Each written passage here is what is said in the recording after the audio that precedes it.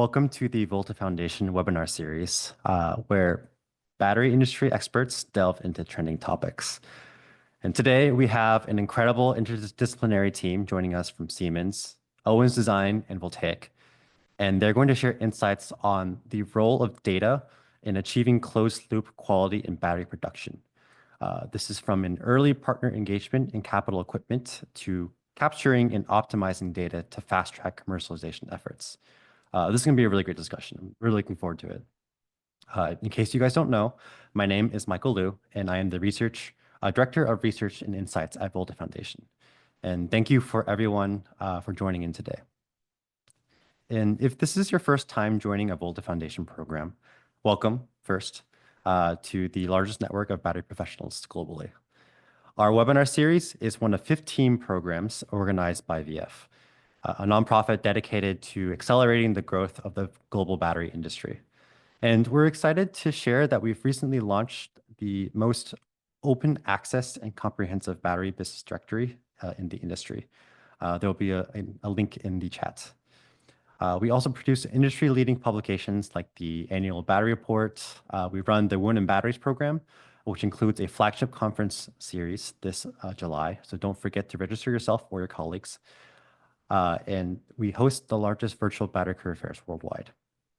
As you can tell, it's been a pretty busy season at Volta.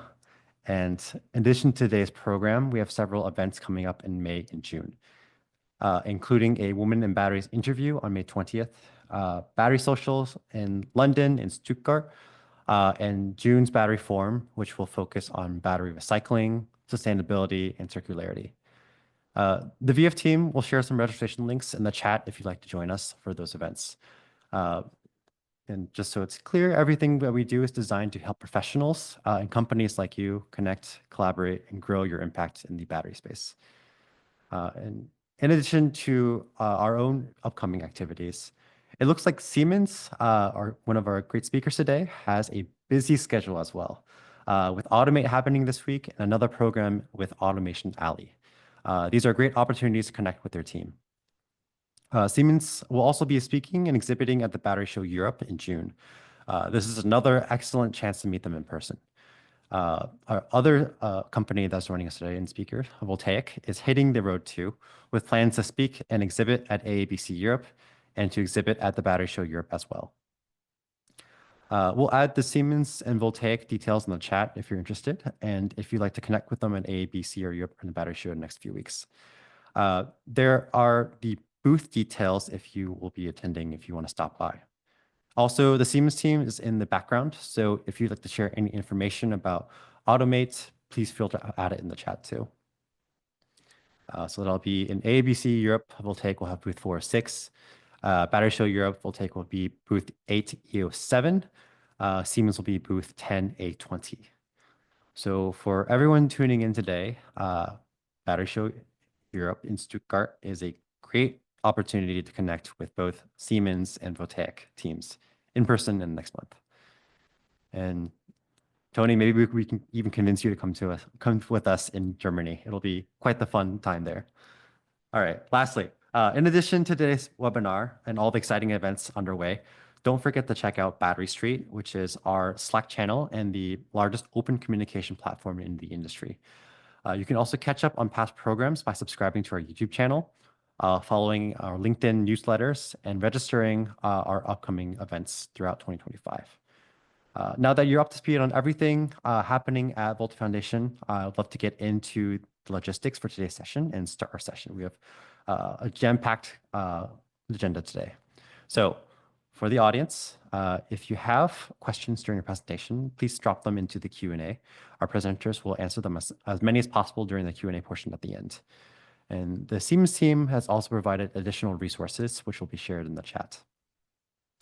And for the team who is with us today, if you encounter any technical issues, Dana is in the background behind the scenes to help. And with that, let's meet today's speakers. So first, we have listed Kyle Vogler, who is a battery systems engineer and technical account manager.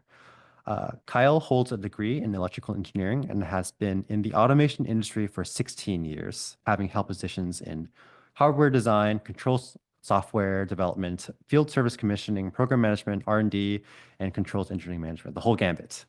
Uh, his experience ranges from combustion systems, agrochemical, pulp and paper, aerospace, life sciences, consumer electronics, food and beverage, logistics, robotics, and most significantly in automotive and battery automation. He has worked for Matthews Company, ABB, and most recently Tesla in Fremont, California, and Austin, Texas, where he acted as a controls and engineering manager for the advanced automation engineering team in cell manufacturing. So Kyle brings a wealth of experience to the discussion today, and we're looking forward to having him provide some insight from the Siemens perspective. Next, we have Tal Schul-Clapper, who is the CEO and co-founder of Voltaiq. He has an extensive record of success as a clean tech engineer and entrepreneur. And prior to founding Voltaiq, he has worked as the lead engineer on a DOE ARPA-E funded project at the CUNY Energy Institute, developing ultra low cost grid scale batteries. Before joining CUNY, Tal was also co-founded Point Source Power, which is a low-cost fuel cell startup based on technology that he developed while at LBNL and UC Berkeley, where he also did his graduate work in material science and engineering. And as a materials postdoctoral fellow at LBNL, he successfully led a transfer of lab scale technology to industry partners. And third, we have Tony Smith, who is the VP of Engineering at Owens Design. Mr. Smith has over 25 years of experience in automation design for the semiconductor, consumer electronics, disk drive, and battery manufacturing industries, among others. And as the VP of Engineering at Owens Design, he has managed numerous projects creating unique tools to accelerate time to market for cutting edge technologies. And Tony has been with Owens Design for over 23 years with a BS in mechanical engineering from Cal Poly San Luis Obispo and an MS from Santa Clara University. So we have a lot of experience from a variety of different fields, all coming together for one great webinar today. And with that, I will hand over the stage to our speakers. So thank you, and I hope you enjoyed the program. Perfect. Thank you, Michael. I appreciate the introduction. Of course. All right. So I'll lead off and I'll turn off our cameras, but we will turn our cameras back on at the end for a Q&A. We want to leave a healthy amount of open dialogue for what we're talking about today, directly with those speaking to you today with the experience. Okay.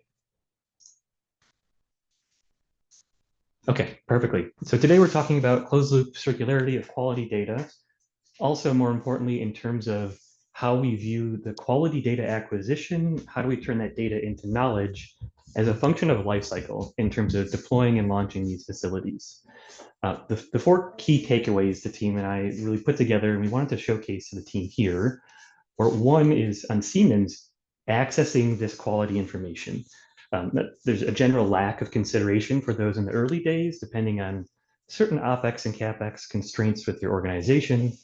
We really wanted to highlight and double click or just escalate those a bit in terms of how you can work with the tool builder, how you can work with after you've installed the machine, what we can do to actually turn that data we know we need to get into knowledge in a more effective or streamlined way if possible.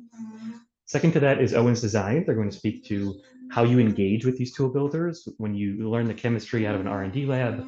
How do you approach a machine builder?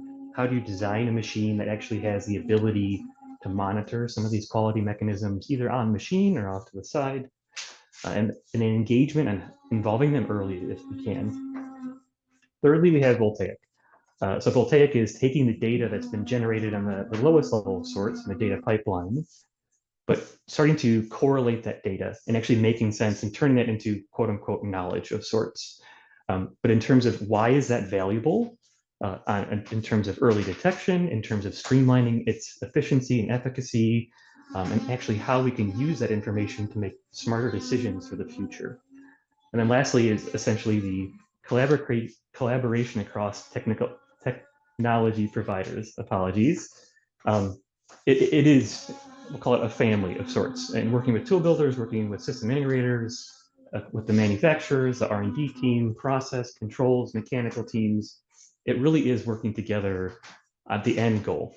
But firstly, I wanted to speak to some of my experience in the battery industry, what I'm seeing today at Siemens, where I deal with the manufacturer, system integrator, and tool builders across the landscape within the US and over in Europe predominantly. And I wanted to give some actual data. It's partially heuristic, but it is actually driven by my engagements and conversations with tool providers on what that looks like today.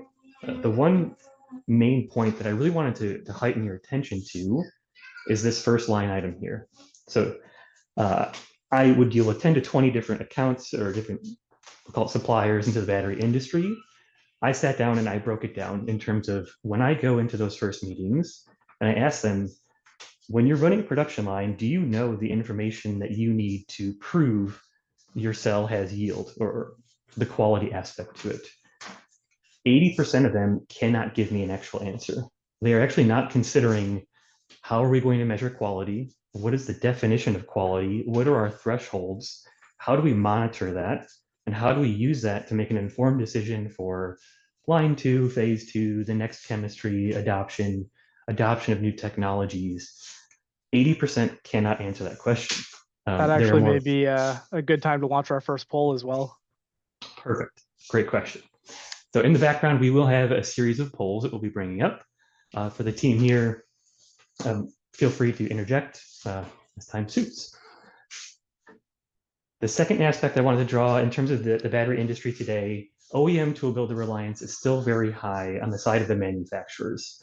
They're still relying on their expertise knowledge on how they design these machines, how they run them, but in some cases, how they validate and how they prove quality is still within the realm of the tool provider. And the manufacturer is really beholden to them in terms of when they spend $9 million, ensuring that that $9 million is well spent, they don't have a great definition on how they monitor the outputs of that machine, how they're using that data, and actually how to back check the aspects there. Additionally to that, it is a very complex industry. There's many different tooling providers, even for a single production line. It is creating complex data schemes. So we need to understand what it is we want to monitor, how we do that across many different stakeholders on a production line, introduce new chemistries, new macroeconomics kind of influencing the market. It is making it quite complex. But understanding how we want this data to flow and how we want to use this and turn it into knowledge is really important.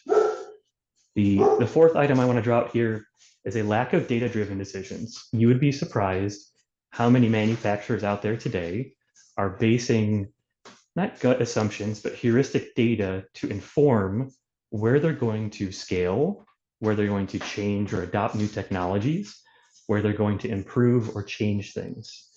Most of this might be on the, we'll call it the sneaker net, USB drives from quality PCs walked upstairs into an Excel file to kind of create some sort of data-driven decision.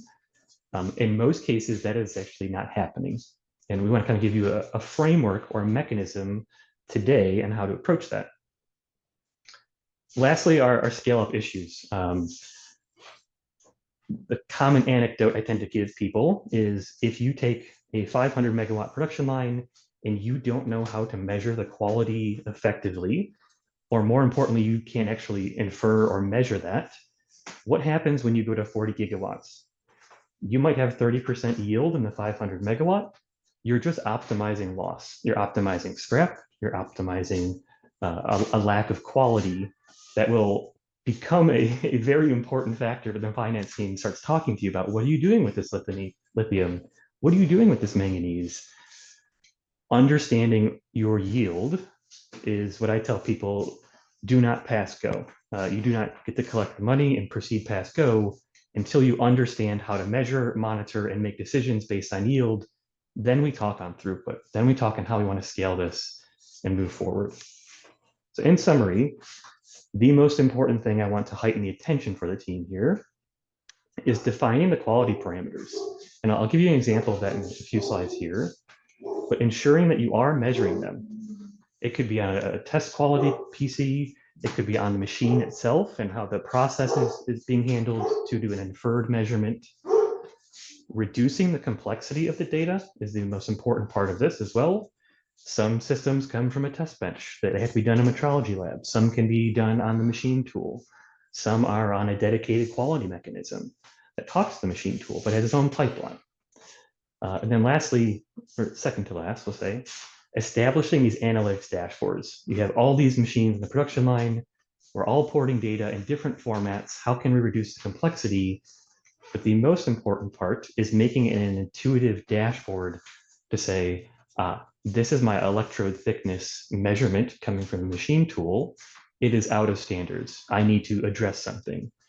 This is my agglomeration aspect. This is my particle size. This is my electrode thickness. This is my vision for quality welding and a leak test. This is my DCIR value.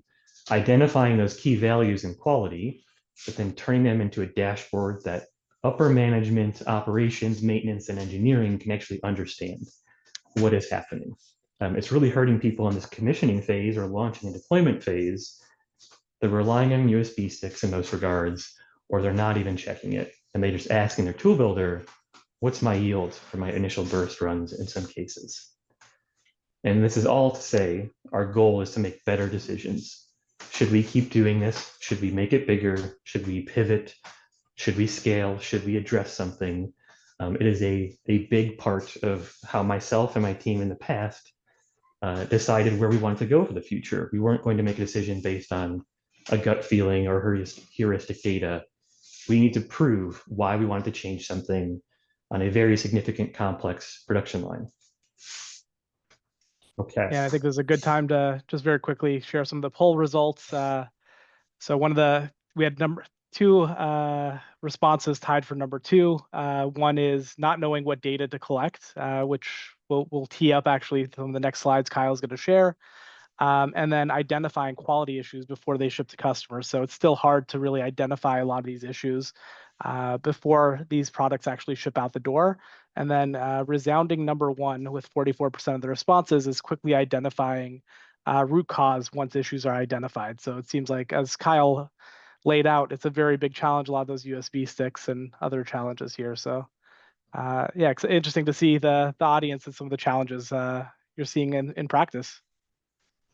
Perfect. And exactly. So the goal is, I wanted to address this and make it a known for everyone here. You are not alone if you feel that way.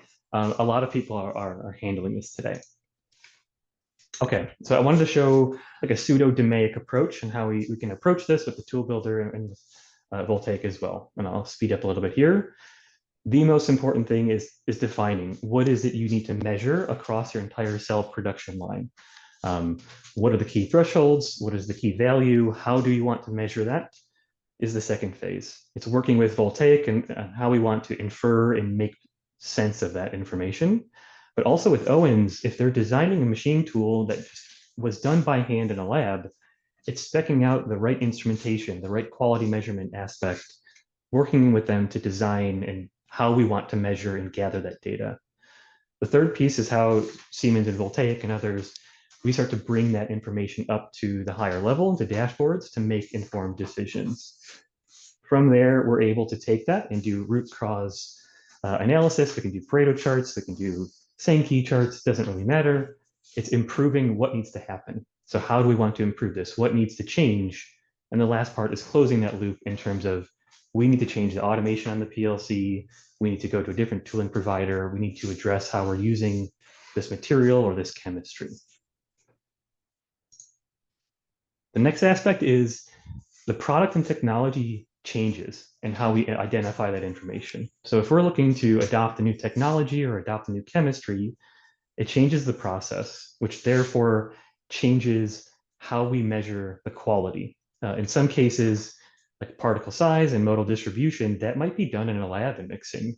That's not done on the machine tool. So how do we define the pipeline? How we bring that into the dashboard? Looking at, like, we'll call it slurry mass flow and electrode thickness, that might be like a valve or something on the machine tool. We can monitor that. We can bring it up to the dashboard natively in these regards. But that goes all the way down to the actual instrument selection. My slide here, I tried to make this as agnostic chemistry-wise as I could, or process-wise. I wanted to give the team here an idea of what those look like. So for the electrode space, In most regards, especially in mixing, we don't do a lot of quality in line. We do them in a metrology lab, we do them through a LIMS system, we kind of bring it back to those dashboards. As we proceed further, we start to get into dedicated quality mechanisms that the machine automation is lightly touching, but they're dedicated on their own IPCs in some regards. In assembly, in the discrete flavor and cell manufacturing, these cases, we actually can pull a lot of that quality data from the machine automation on the production floor into that higher level. And then we kind of circle back and come full circle on the back end. It's very bespoke power electronics with dedicated quality measurements for DCIR and OCV and leak tests and things of that nature. But all above, we also have the building automation. We care about the temperature, we care about the humidity of the space. It really affects how we're, especially in bulk solids handling, it affects how we're moving the material. And every single machine has this. In some form or fashion, there will be a quality mechanism. The item that I want to address here is identify what it is you're looking for, how you're doing that, and working with the tool builder or working with the system integrator to actually make a dashboard for that instead of using USB sticks and the sneaker net. And lastly, that information is used in a myriad of different ways. So this could be generating this data into a large data lake and using, like for Siemens, we have this thing called Operations Copilot. We can question all of that data and actually do inferences based on that. It could be quality. It could be operational efficiency, the availability of the machine. It could be consumption of like mass flow and how we're using our material. It could be basic, we'll call it management layer of the manufacturing execution system, what was built when for track and trace, or in the unlikely event of quarantine aspects. It could also be in terms of further processing this to make this more available to others, like battery passport and things like that in the European region. Or actually creating custom applications. My team, we use a lot of this data in the early days of commissioning to learn what was working. We couldn't have an engineer live out there 24/7. We wanted to see why something happened at 2 a.m. in the morning. We need to look at the data and figure out, oh, we have to address this, we need to fix this and move forward. So in terms of painting the picture of why understanding quality is important, how do you get it? How do you handle it and reduce complexity? But lastly, most importantly, the importance of turning that into something usable, aka knowledge, for future decisions. But it was my goal today to really kind of tee it up for Owens and Voltaiq. And now what I'll do, I'll hand it over to Tony. Tony's over at Owens Design, taking a lot of those processes out of an R&D lab into a mass production scale in terms of deploying those machines. Take it away, Tony.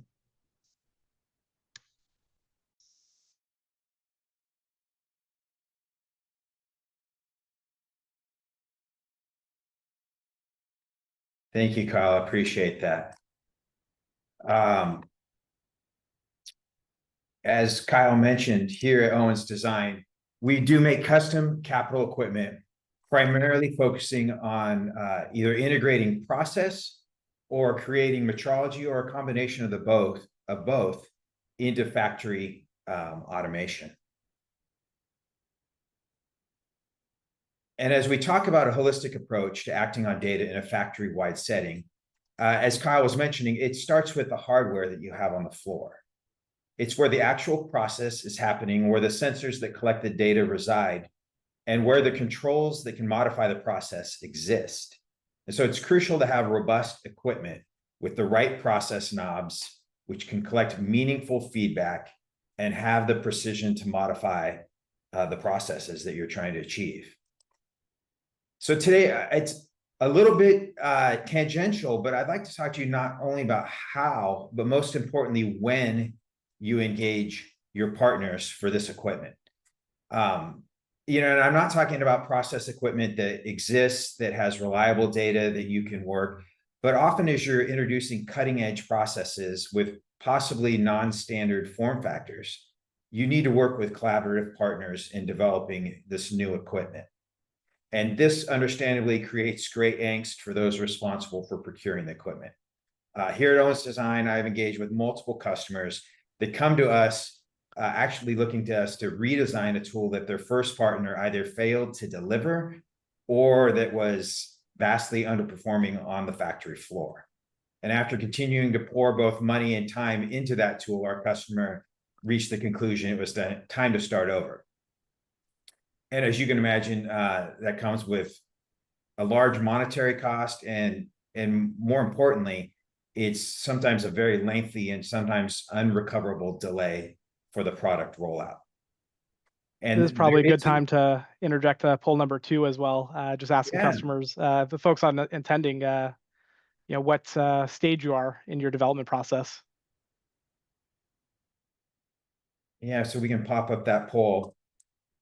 So there is an effective way to reduce this risk, and that's to engage with your partner early before you finalize your product specification.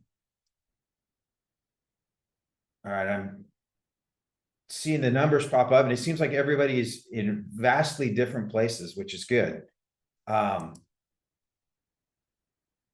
This is typically a typical engagement with high volume equipment providers.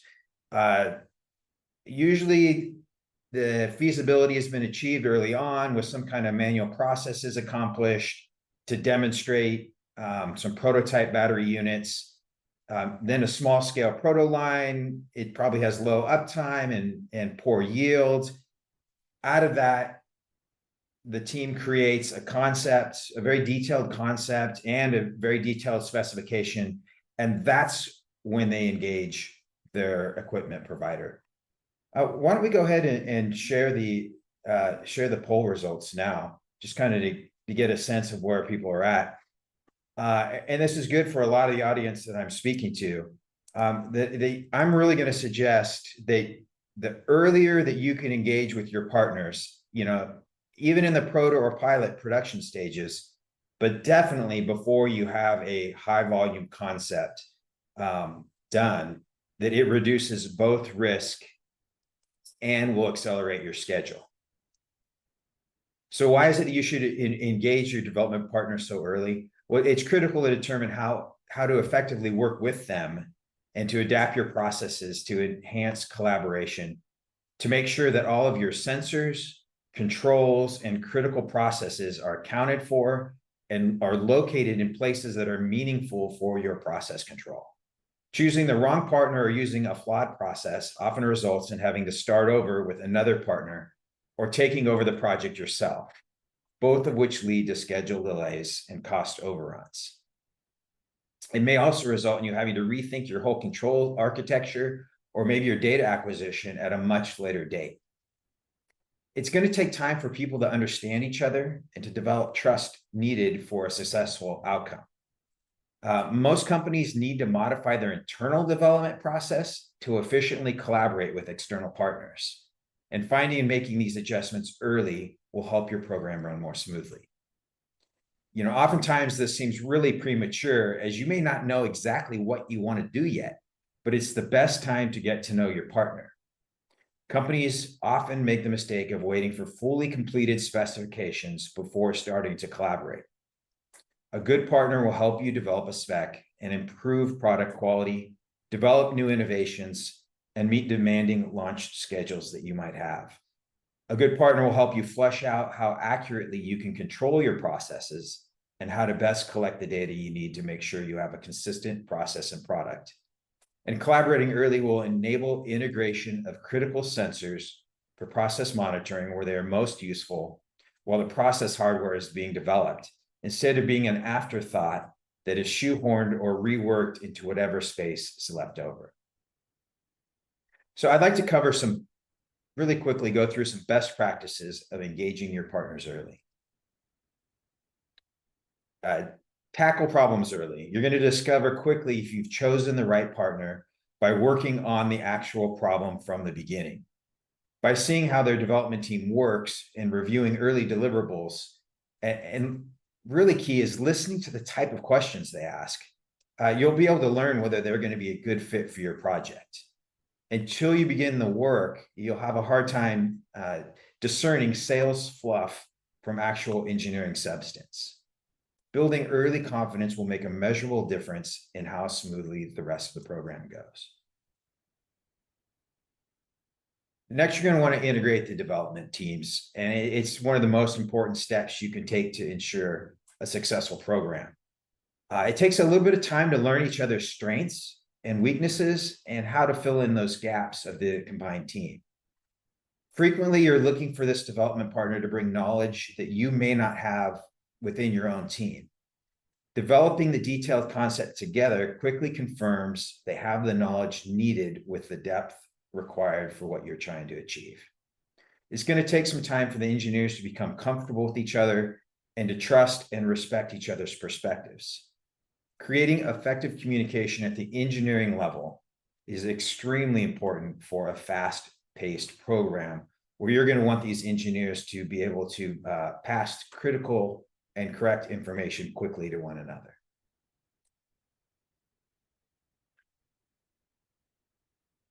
Unlock new ideas.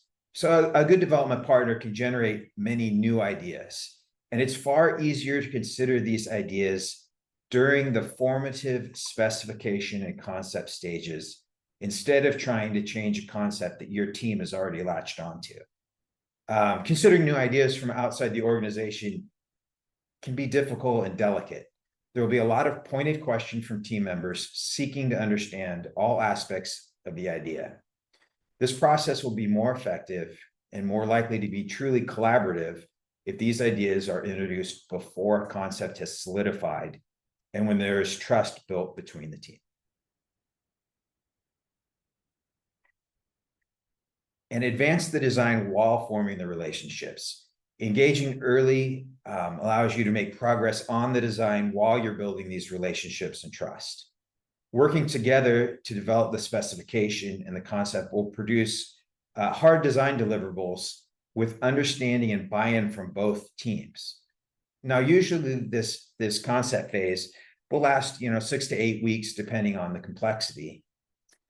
And at the end of this project, you will have conceptual mechanical models of what you're trying to achieve and how it's going to fit in your factory. You'll have the written specifications along with how you're going to test to these specifications. And that's the key, where often how the test is going to happen isn't often discussed. Really critically, you'll have a software architecture and a plan for handling the data for analysis.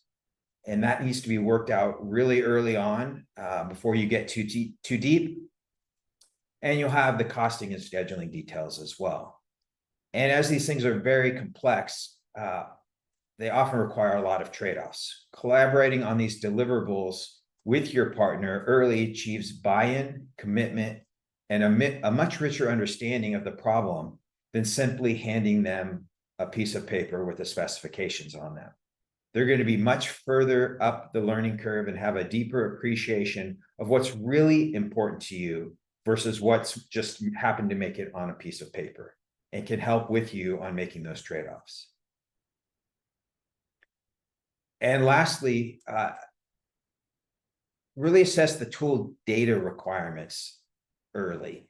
You really want to understand what type of data needs to be collected, the accuracy of that data for it to be meaningful, and when it needs to be provided during the development process.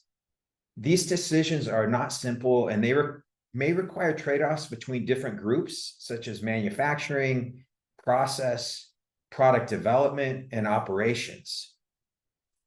If you have the right collaborative partner, they can help your team navigate some of these internal arguments and trade-offs and come up, maybe you need a alternative tool architecture to really get something that works for everybody.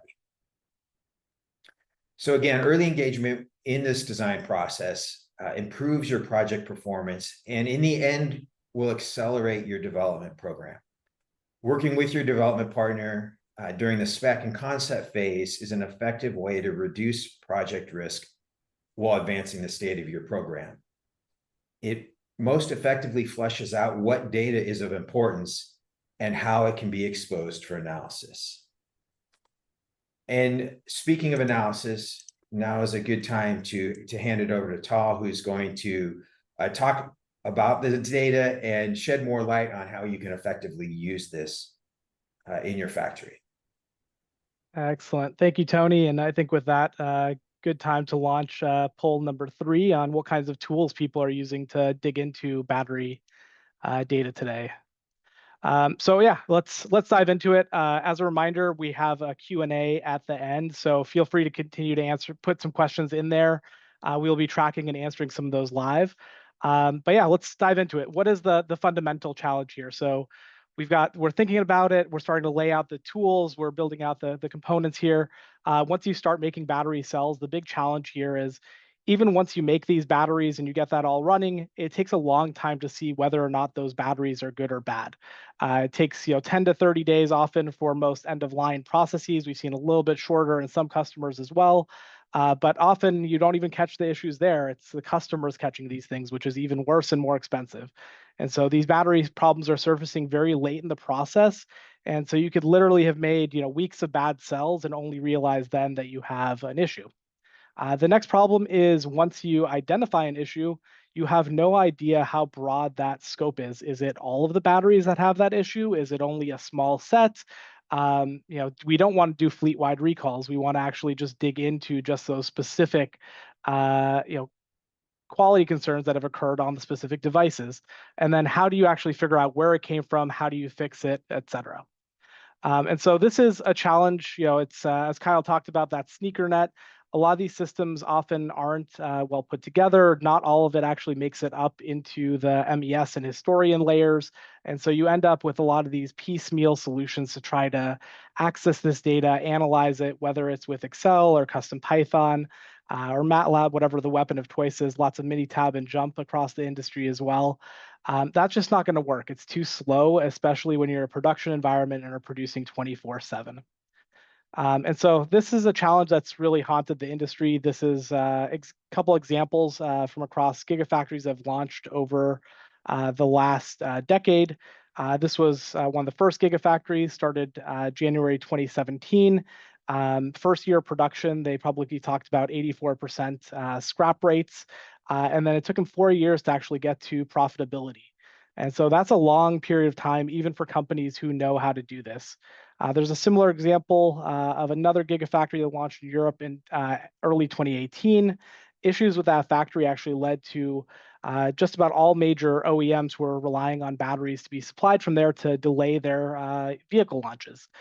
Still having quality issues coming out of the factory as well, even up to end of last year where they had some recalls as well. And then everyone knows this Northvolt example, started production 2021. Very challenging ramp up there.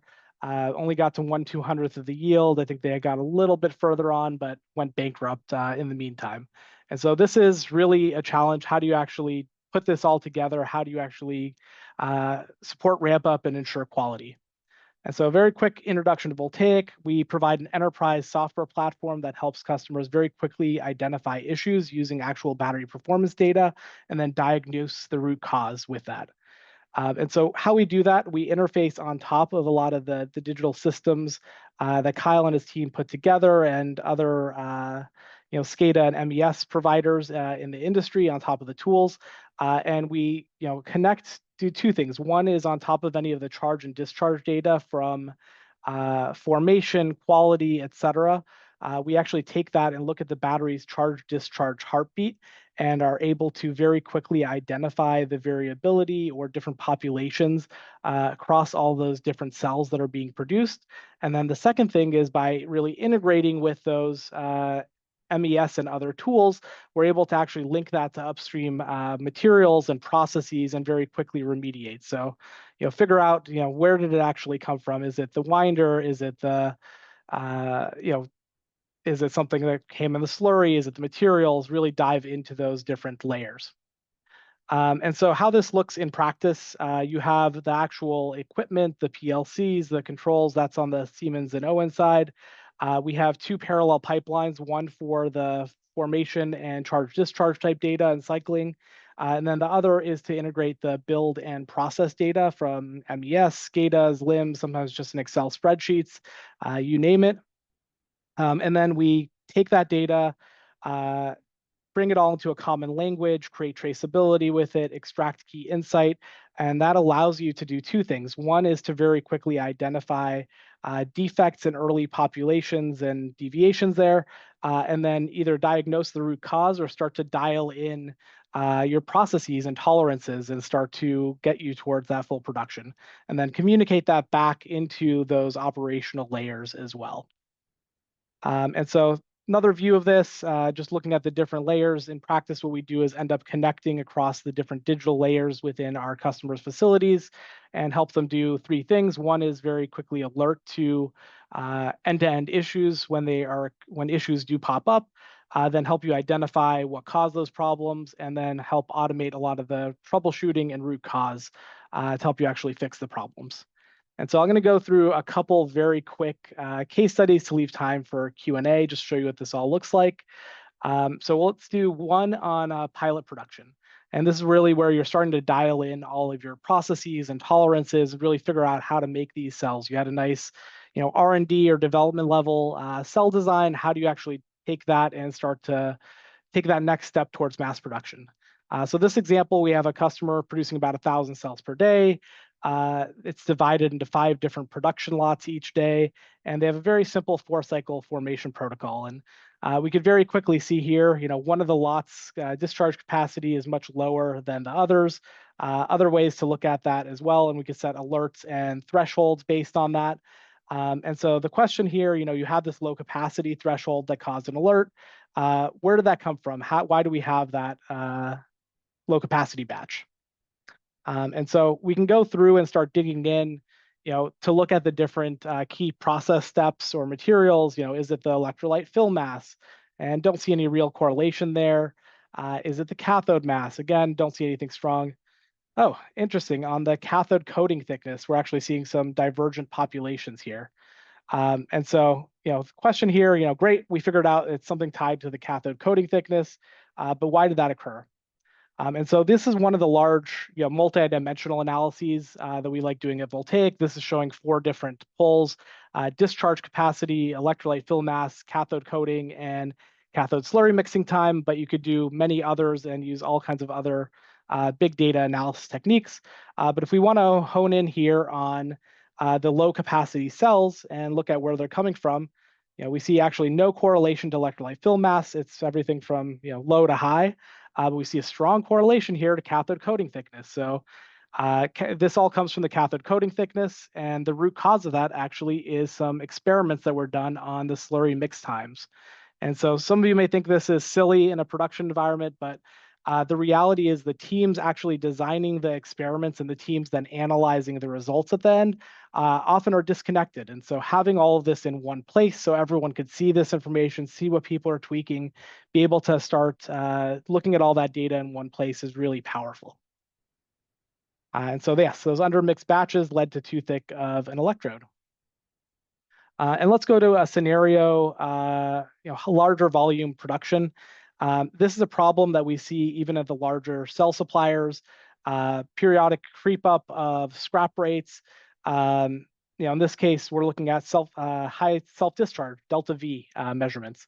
And you'll see this across the industry, even in stable OEM production. And so here we see a control population and our batch here that started to have very high self-discharge. And so we have this elevated self-discharge.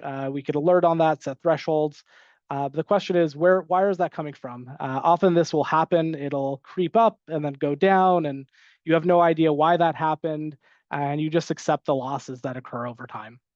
And so again, let's dive into one of these charts that allow you to do multidimensional analysis and look at the self-discharge delta V versus slurry mixing equipment. And we see actually there's no correlation to the different mixers. Now let's look at the slitters, and yep, lo and behold, a lot of this is coming from slitter 1 and slitter 2. And so you could actually dig in and really identify where those issues are coming from, across all of these different key stations within your production. So we see a lot of our customers setting up dashboards to look at, what are these basic thresholds so we can start pinpointing, which station is this coming from? And then from there, doing deeper analysis to dive into all those underlying parameters that Kyle showed at the beginning. And so this one was interesting as well. We actually looked at those slitters, and that slitter 1 in particular with high capacity fade, and actually correlated that to the distance traveled by that slitter blade. And so it actually turned out the customer actually switched suppliers for their electrode material, and it had all the similar electrochemical specs, particle size distribution, et cetera, but they didn't realize that it had different hardness. And so as the slitter blade was traveling over the material, that hardness actually led to dulling earlier on those slitter blades. And we just worked with them to identify this, but then actually update their replacement schedules to replace those slitter blades a little bit sooner, and then get rid of those periodic spikes in scrap rates. And so we're really trying to bring it back home to the beginning of the discussion here. The key here is really to try to start doing this as early on in the process as you can, and start figuring out what the equipment is, what data, what are those quality control points. Because as you go from each subsequent phase, from whether it's prototype R&D to pilot to gigafactory, we see a lot of people trying to figure out these problems at the later stages, and it is very, very expensive to do those iterations and to figure this out at scale. That's when you already have billions in capital equipment deployed, you have thousands of people, it costs you a whole lot for each production run. The sooner you start doing all of this early on in the process, sooner you start dialing in these tolerances, making sure you have the right data coming off the equipment, designing your control plans, the better off you'll be as you scale up. And so really want to close this out with some of the best practices around battery data. Don't overlook the value of charge discharge data. We often see across the industry, people are just looking at capacity or OCV or very simple metrics at the back end of formation and other steps, and really missing a lot of the valuable insight and variability that you see within the batteries if you actually look at charge discharge data. And this is as early as formation, but we also see it in quality labs where people are running long cycling tests and qualifying their batteries, but not looking at the underlying data and seeing that stuff is starting to drift and is going to cause early failure. Next up is really making sure from day one you're trying to establish the traceability and reasonable sampling rates. You don't want your data lakes to become data swamps. We see a lot of people think that they could solve this problems by just putting the data into the cloud, put it into a data lake, put it into a historian. And at the end of the day, if you don't have that traceability, it's really hard to find the data, and you may get overwhelmed by vast amounts of data that are meaningless if you're just connecting noise. So really start to think about what data you're collecting, how it's connected, and what to bring in. Next up is really planning your data and analytics infrastructure from the start. Once you're in production, it's too late. You should be doing these iterations, and you should be carrying them over from those earlier pilot production stages and others. It is very, very expensive to do all of that experimentation and start learning from that data only at that gigascale. And then, on the equipment side, work with partners like Owens Design and others to really make sure that your equipment has the right open data. We can't, can't tell you how many customers we've seen where they've bought, a cheap piece of equipment from China or Korea, and all of a sudden, they can't get access to data from the PLCs, and it comes in all kinds of weird formats, and it's hard to control and interface with your other infrastructure. And so really make sure that you put that in your specifications, ask those right questions, find the right partners who are really going to be work with you on that. And so with that, I think we'll close out. Really, the summaries here is start planning that digital infrastructure early, involve those capital equipment providers early on, and really start to build the foundation for running your analytics programs as well. It really is a collaboration. Try to bring that all together as early as you can in the process, and it'll pay dividends at the end. And with that, I think we'll open it up to Q&A, and we have our final poll as well.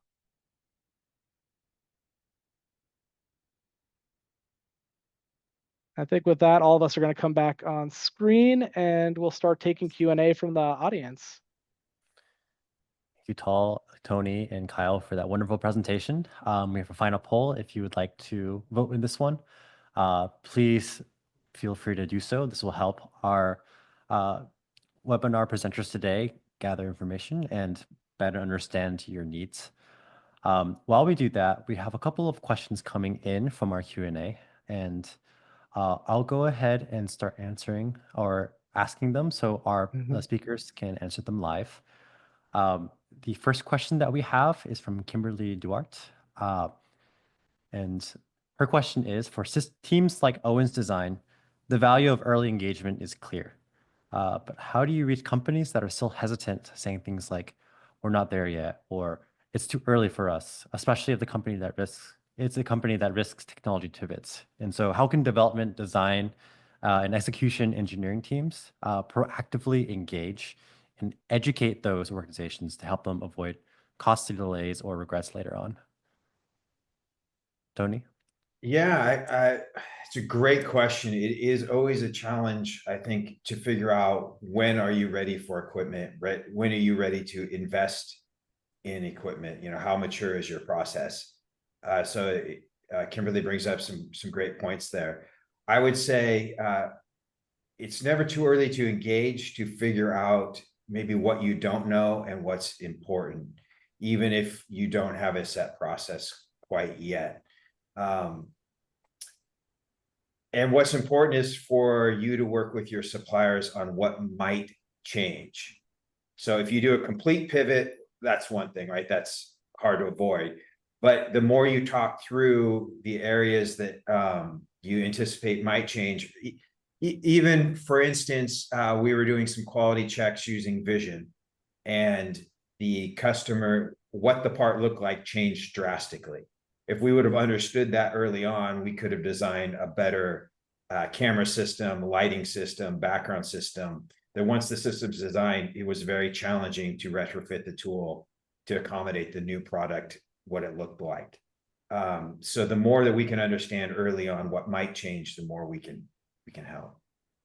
Yeah, and I think just to echo on top of that, I think this has caused a lot of friction for customers. There's historically been long lead times on a lot of the equipment. There are foreign suppliers, some of whom may not have people who can actually visit your sites as well.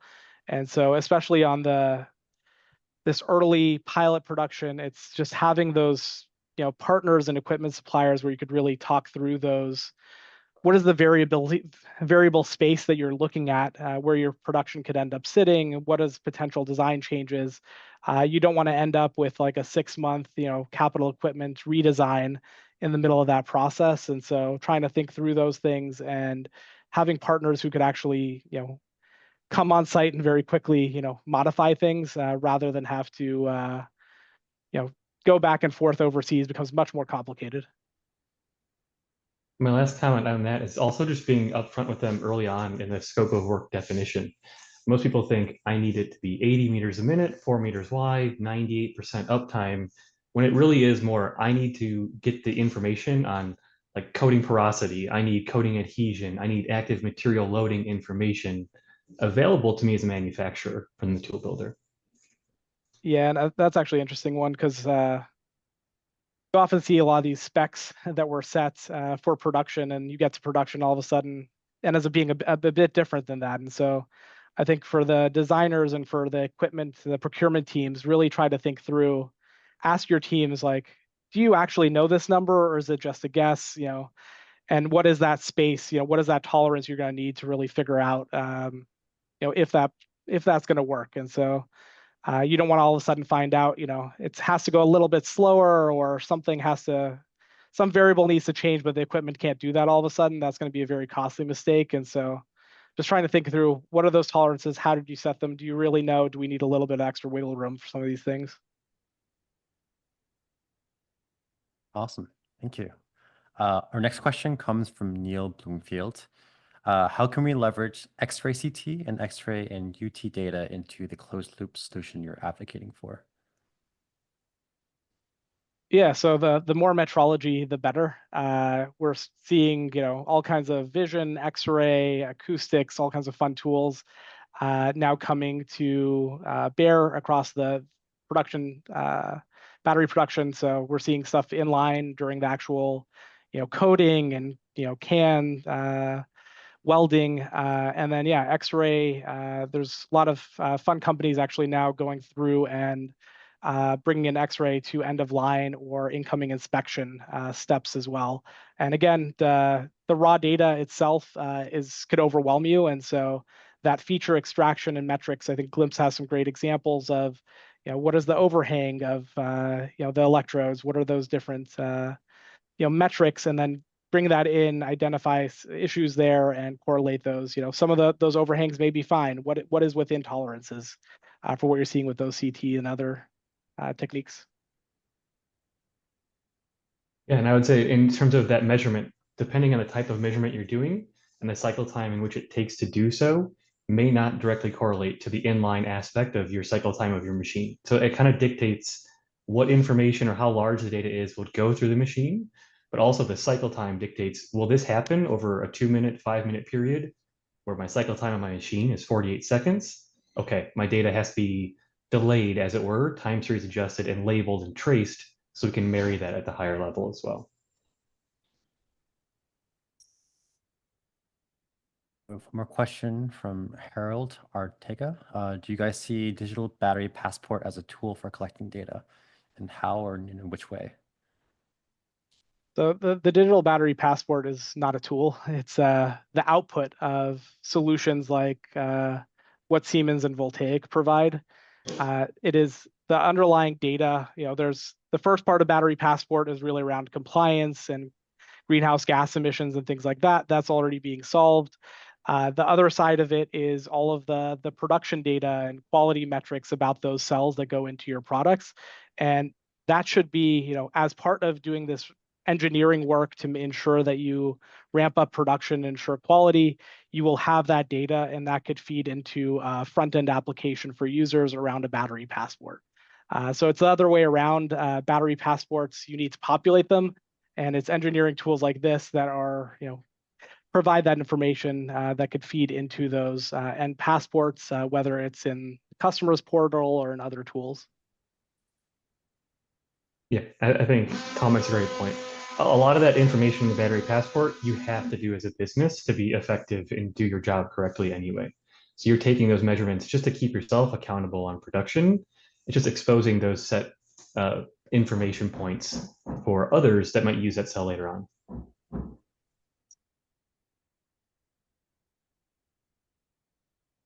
Okay, we have maybe time for one more question. This one is from Manohar Kamath. Is there a go-to document in terms of equipment, materials, costs, tools, global providers, etc., where it lists the steps to set up a battery manufacturing unit? This might be something that you guys might have some insight into, but yeah, wanted to hear if you guys had any advice here.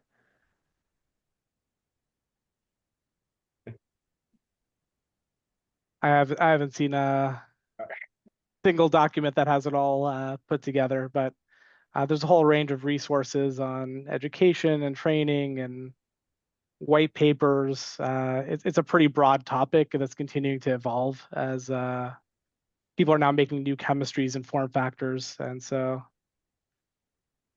I haven't seen, we'll look for resources. Actually be good to share probably through the Volta Foundation as well. And yeah, I've not seen a uniform document either that puts it all together for you. There's so many different ways to go with it. Yeah, agreed. All right, and with that, we're just at the top of the hour, and I just want to give a quick thank you to our speakers, Tony, Tal, and Kyle, for this wonderful webinar session today.